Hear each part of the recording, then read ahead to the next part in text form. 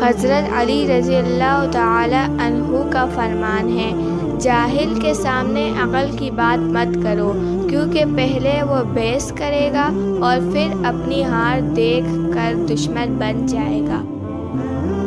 حضرت علی رضی اللہ تعالی عنہ نے فرمایا، بہت سے انسان ایسے ہیں جنہیں زبان نے موت کی گھاٹ اتارا ہے۔ 3 چیزیں حافظے کو زیادہ کرتی ہیں اور بلغم کو ختم کرتی ہیں: مسواک کرنا، روزہ رکھنا، قرآن پاک کی تلاوت کرنا۔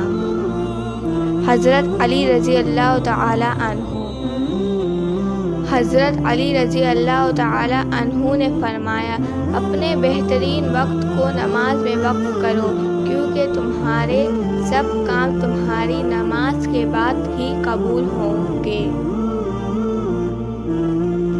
نماز کی فکر اپنے اوپر فرض کر لو، خدا کی قسم دنیا کی فکر سے آزاد ہو جاؤ گے اور کامیابی تمہارے قدم چومے گی۔ حضرت علی رضی اللہ تعالی عنہ۔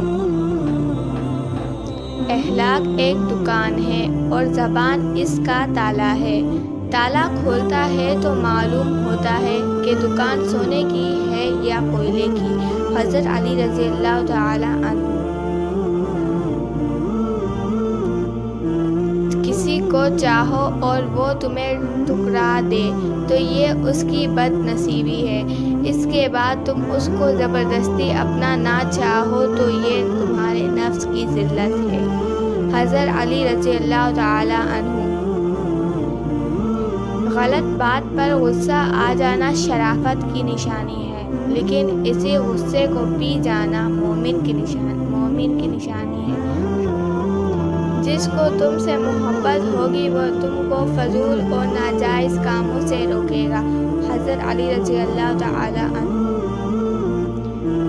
جس نے کسی کو اکیلے میں نصیحت کی اس نے اسے سنوار دیا، اور جس نے کسی کو سب کے سامنے نصیحت کی اس نے اسے مزید بگاڑ دیا۔ حضرت علی رضی اللہ تعالی عنہ۔ تمام تعریفیں اس ذات کے لیے ہے کہ وہ جسے توڑے اسے کوئی جوڑ نہیں سکتا، اور جسے وہ جوڑے اسے سارے توڑنے والے مل کر توڑ نہیں سکتے۔ حضرت علی رضی اللہ تعالی عنہ۔ انسانیت بہت بڑا خزانہ ہے، اسے لباس میں نہیں انسان میں تلاش کرو۔ فرمان حضرت علی رضی اللہ تعالی عنہ۔ دنیا میں 1000 رشتے بناؤ، لیکن ایک رشتہ ایسا بناؤ جب ہزاروں آپ کے خلاف ہو تو وہ ایک آپ کا ساتھ ہو۔ حضرت علی رضی اللہ تعالی عنہ۔ جس سے محبت کی جائے اس سے مقابلہ نہیں کیا جاتا۔